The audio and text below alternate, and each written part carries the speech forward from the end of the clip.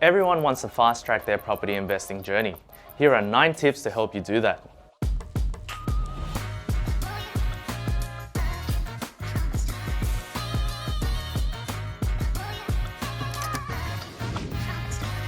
Hey everyone, Andy Trin from Joy Tax here for another video designed to help you become a better property investor. So unlike buying a property that you're going to live in, the main reason you're buying an investment property is to create wealth. But property investing is a long journey. Financial freedom doesn't happen overnight, even though some people like to think it does. So you need to understand that this is all a process, and the better you can nail down the process, the more successful you can become and easier it will be to reach your ultimate goal of financial freedom. Thankfully, as a property investor myself, I've learned a trick or two that might help you fast track that process a little bit.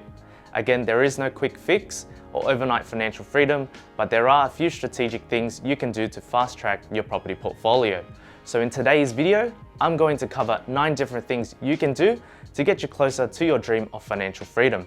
But before we start, we want to be clear that this video is for informational purposes. In no way should you interpret this as financial advice. We always recommend working with a qualified financial advisor or tax agent to give you the best advice for your situation. Alright, let's jump into the first thing I would suggest to fast track your property investment journey. It's pretty simple. Just focus on being an active investor. I often find that we stumble across investors who are so stiff with following their plan. As an example, this might be someone who only invests in property every 2 years because that's the plan. Although I'm a massive advocate for planning, I mean, you can't do this without a strategy. There should be some degree of flexibility in that plan so that you don't miss out on any opportunities or exciting changes in the market. That does, however, lead me to tip number 2, and that is know your limits. Before expanding your portfolio, speak to your bank or financial planner to get a clear understanding of your finances. This will enable you to organize your savings, loans, and equity, which will in turn end up helping you to set boundaries in advance. The last thing you want to do is jump into an opportunity that you realize you can't actually afford and set yourself back in your journey. We're looking to fast track, not backtrack. My 3rd and 4th tips can be grouped together. It's important to nurture your existing portfolio and increase the value of your properties. Don't get so wrapped up in what your next investment is going to be that you forget to nurture and care for your properties you already have in your portfolio. You need to treat building your portfolio like running a business. Keep an accurate record of the incomings and outgoings of your properties so that it's being well managed.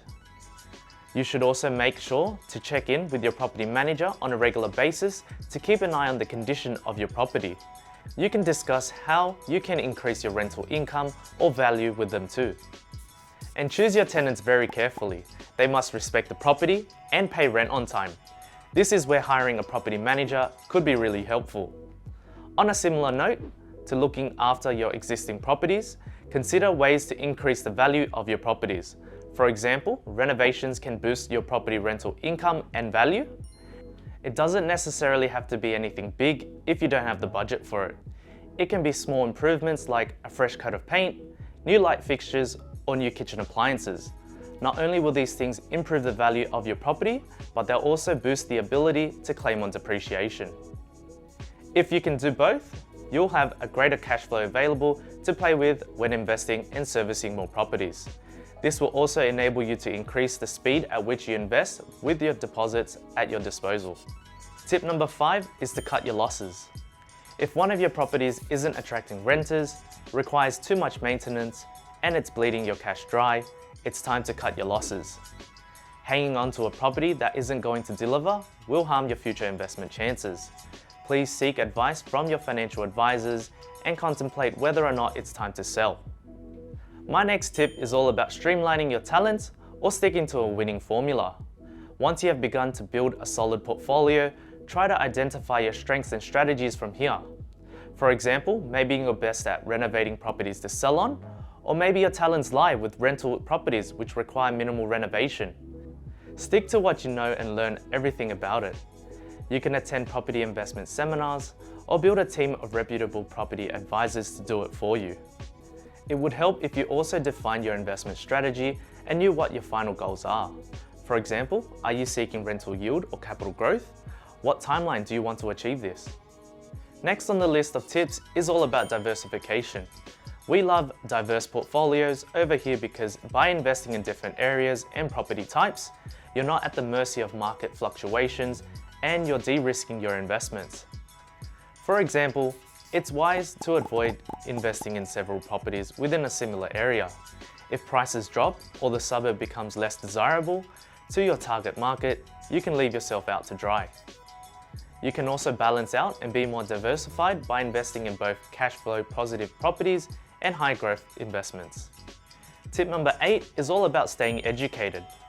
No matter how experienced you are, it's always a good idea to stay updated with the latest market trends. If you can stay educated, you'll be able to go through both the good times and bad with confidence and certainty. Strategic investors buy properties so that they can buy more properties. And the only way you can become a strategic investor is by continuously investing in your education.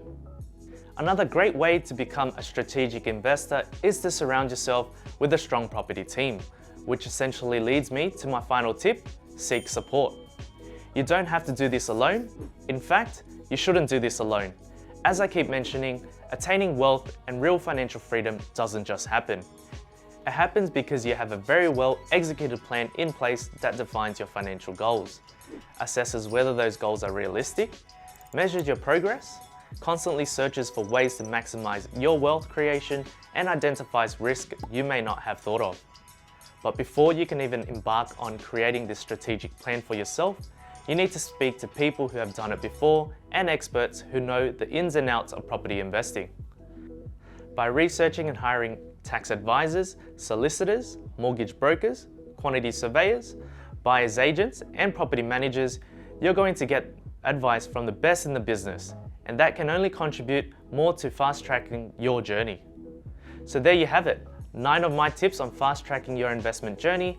Remember, any process takes time, so don't set unrealistic goals for yourself, but have a plan in place that will get to your goal as soon as reasonably possible. Anyway, that's it from me.